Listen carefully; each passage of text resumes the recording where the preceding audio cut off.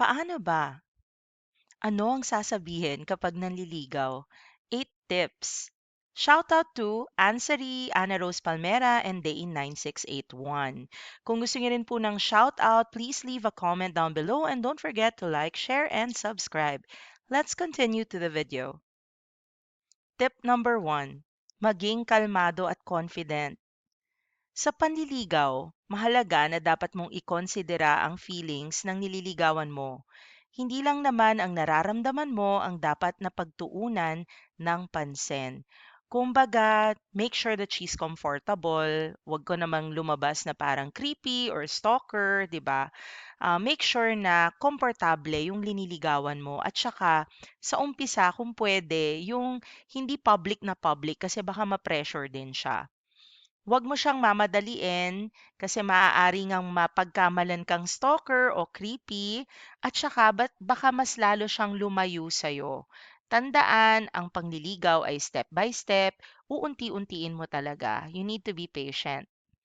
Maging kalmado ka lang at confident. Kasi pangit din yung parang desperado ka o di kaya yung siya na yung umiiwas sa'yo. Maganda yung medyo cool ka din. Sikapin mong balansehin ang pagpapakita mo sa kanya ng nararamdaman mo.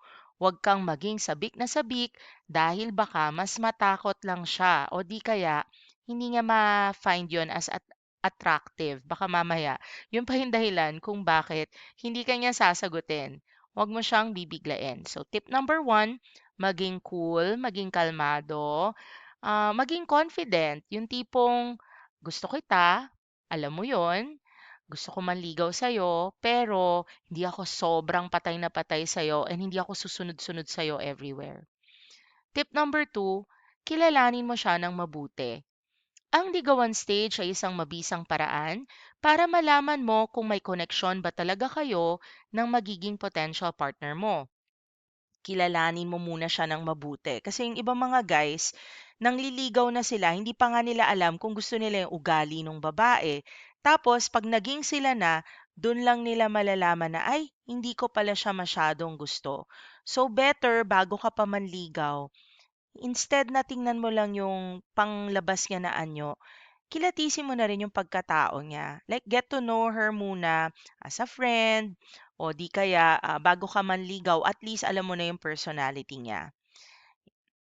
Dito mo rin malalaman kung paano kayo magkokompromiso, paano kayo mag adjust sa isa't isa, kung ano yung mga common hobbies nyo o yung mga pagkakapareho nyo or similarities.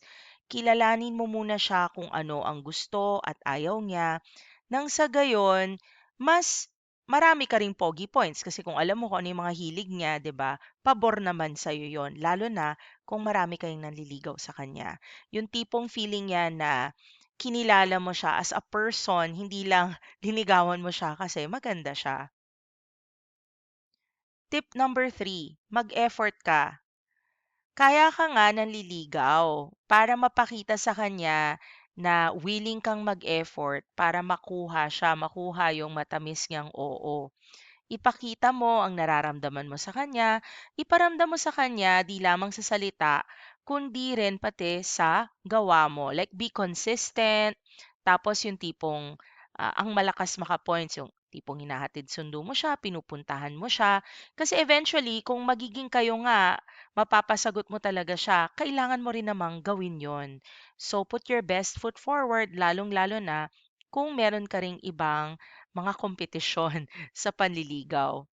Mag-effort kang kamustahin siya araw-araw, dalhan siya ng pagkain sa school o sa opisina o sa bahay, at i-date mo siya paminsan-minsan. Hindi naman kailangang mahal, although may mga ibang babae na yun ang tinitingnan, but that also tells you a lot about that girl's personality. Pero yung maramdaman niya man lang that she is being pursued and she is being taken care of, malaking bagay yon sa isang babae.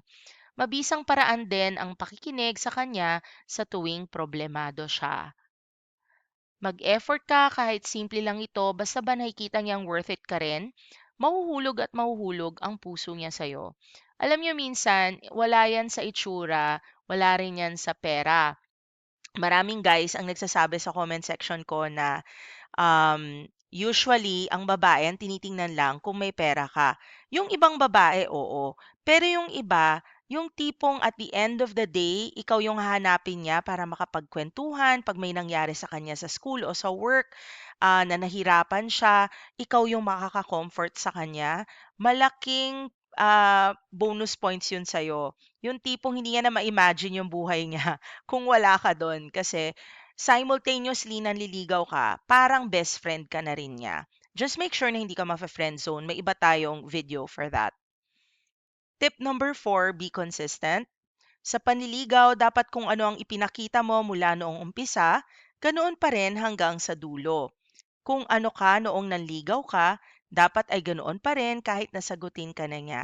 Obviously, no, magastos kasi manligaw. So, siguro sa ligaw stage, ikaw nagbabayad ng lahat. Posible rin naman 'no, kung provider mindset ka talaga even after ng ligawan stage.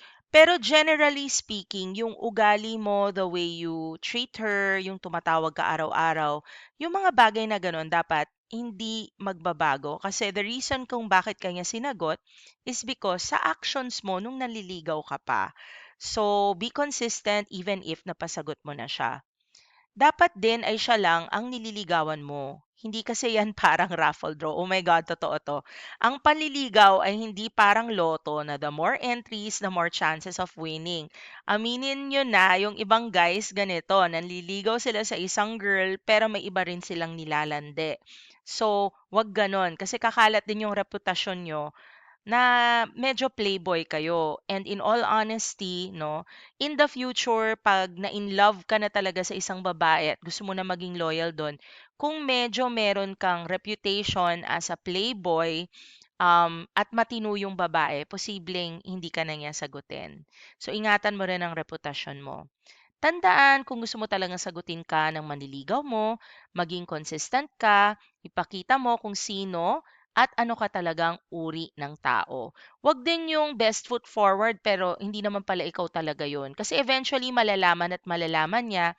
And ayaw mo naman na ang press release mo sa kanya habang nanliligaw ka ay sobrang yaman mong tao. Tapos pag kayo na, malalaman niya na, ay, hindi pala ganun yung magiging buhay ko sa'yo. Kasi eventually, she will leave you also. So, make sure na yung pinapakita mo na kung sino ka, yun talaga ikaw para pag naging kayo na, hindi ka mahirapan sa transition. Alam niya na at na-in-love siya talaga for who you are. Tip number 5, lakasan mo ang loob mo. Sa panliligaw, kultura na nating mga Pinoy na ang lalaki ang nauuna.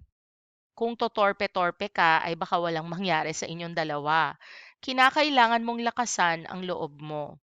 Kung nanliligaw ka, hindi pwedeng nahihiya ka. Ikaw ang dapat nag-initiate ng karamihan sa pagyayaya sa date. Bonus na lang kung ayain ka niya ng kusa. Ibig lamang sabihin nito, pag siya na yung nagyayaya sa'yo, posibleng interesado na rin talaga siya sa'yo. Pero tandaan, sa panliligaw, huwag mong isasagad ang lahat. Hindi mo naman kailangang ibigay ang buong sarili mo, hindi rin lahat ng pera mo. Mahalaga pa rin talaga na magtitira ka rin for yourself bilang self-respect na rin para sa'yo. Kasi 'di ba, paano kung kunyari bigla kang i-busted tapos binigay mo na lahat, no? Masama rin yung magiging pakiramdam nun for you. So, lakasan mo yung loob at alagaan din ang sarili. Tip number 6, huwag kang magyabang. Mato-turn off ang sino mang nililigawan kung ang kanyang manliligaw ay sobrang yabang. Ayaw na ayaw ng mga babae ang lalaking feeling presko ang dating at yung tipong gwapong-gwapo sa sarili. Huwag mong idadaan sa pagpapahangin na kahit mayaman ka, huwag mo itong ipangalandakan dahil may mga babae na hindi tumitingin sa kung ano ang kayang ibigay mo. At kung yung babae naman, yun ang dahilan kung bakit kanya ginawa or bakit kanya sinagot, hindi rin yun maganda para sa'yo kasi ang nagustuhan niya ay yung pera mo. Maiirita ang kahit na sinong babae kung sa umpisa pa lang ng panliligaw mo ay tila nagyayabang ka na. Hindi ka niya magugustuhan o iwasan ka niya kung pinapakita mo na parang kayang-kaya mo siyang kunin ng walang hirap o yung parang mapangmata ka kasi kunyari mas mayaman ka, medyo mas mahirap siya. At saka yung pag nasa date kayo, puro tungkol sa sarili mo yung pinag-uusapan nyo. Hindi mo na siya tinanong about herself. Hindi rin maganda yon for girls. Usually, ayaw namin yon. Tip number 7, be yourself. Huwag kang magbalat kayo. Ipakita mo ang tunay na ikaw. Huwag kang magsisinungaling sa kanya. Kasi syempre, paano kanya itatrust? Ang totoong interesado sa'yo, tatanggapin ka niya maging sino ka man. Kung totoong gusto ka rin ng nililigawan mo, tatanggapin ka niya kahit ano ka pa, even if hindi ka ganun kayaman or ganun kagwapo. Hindi niya titignan kung ano ang flaws mo, bagkus ay yayakapin niya pa ang past mo.